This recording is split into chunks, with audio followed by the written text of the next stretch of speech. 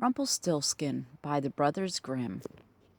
There was once a miller who was very poor, yet his daughter was more beautiful than any maiden in the land.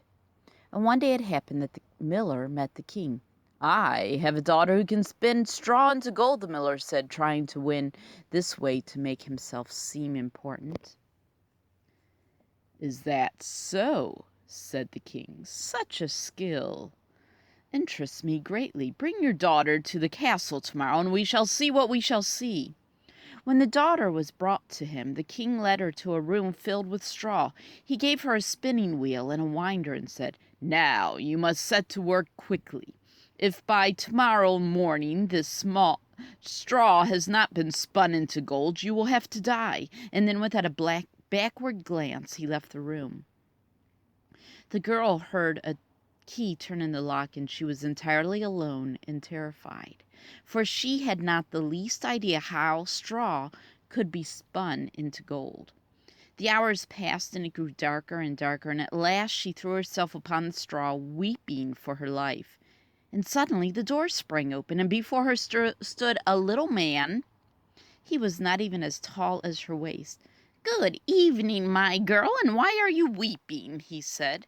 The girl answered, "I was told to spin gold out of straw, and I don't know how to do it." "What will you give me if I spin it for you?"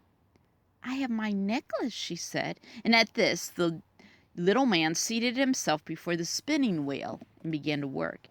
The wheel whirred and sang all through the night, and one by one the spools piled near it were filled with gold. Now the king unlocked the door and saw the glittering gold. His mouth fell open in astonishment. Yet he was not satisfied. "You did well, my dear. Now let us see how much more gold you can spin for me tonight." And he led her to a room filled with straw, and this one was much larger than the first. "If you value your life, you will spin it all by morning," he said. Once again, the girl began to weep. She had no more idea how it was to be done than the first time. And suddenly, the door opened and the little man appeared. "What will you give me if I spin the straw into gold?" he demanded. "The ring from my finger," she said without hesitation. And so he began to work again at the spinning wheel, and by morning he was done. And not a piece of straw remained in the room, only spools and spools of gold. The king was delighted at the sight of so much gold.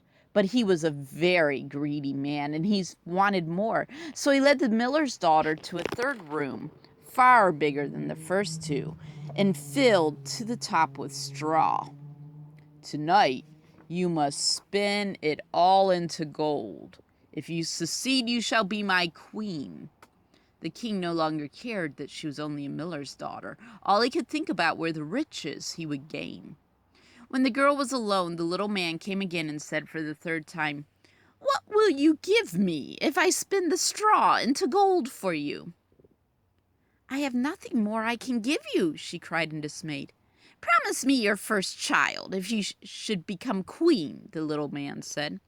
"Who knows if that will ever happen?" thought the maiden, and so she agreed, and without another word, the little man set to work, and soon all the straw was spun into gold. When the king came in and saw it, he celebrated his marriage to the girl at once, and now the miller's daughter was the queen of the land. About a year later, a beautiful child was born to her, and she had forgotten all about the little man. But she had made her promise, and the very next day he was in her room. "Now, give me the child." The queen was horrified and told the little man he could have all the wealth in the kingdom if he would let her keep the child, but he cared nothing for riches. "I would far rather have some living thing," he said, and he reached out his arm for the baby. And at this the queen began to weep and moan as if her heart would break. And the little man took pity upon her and said, "I will give you 3 days, and 3 days only. If within this time you discover my name, you may keep the child." So during the night the queen remembered all the names she had ever known, and she sent a messenger into the countryside to discover any other names there were. When the little man appeared the next day, she began by calling them out one by one. Are you Casper? Are you Malcor? Are you Belshazzar? But each time he shook his head and said, No, that is not my name.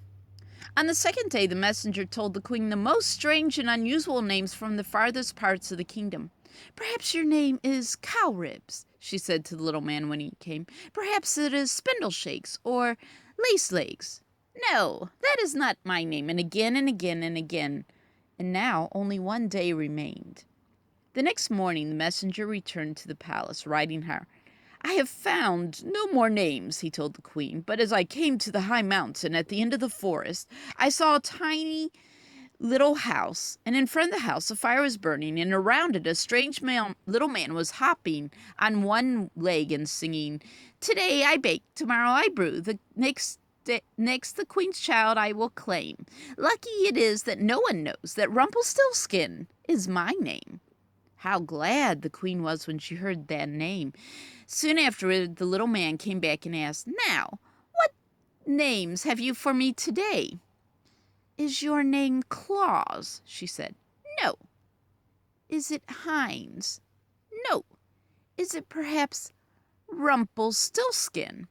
The devil told you! The devil told you! Screamed the little man, and in rage he stamped his foot so hard that on the ground that he sank up to his waist. And then, as the queen watched in horror, he seized his other leg with both his hands and tore himself in two. Do you think he was mad? Look how mad he is.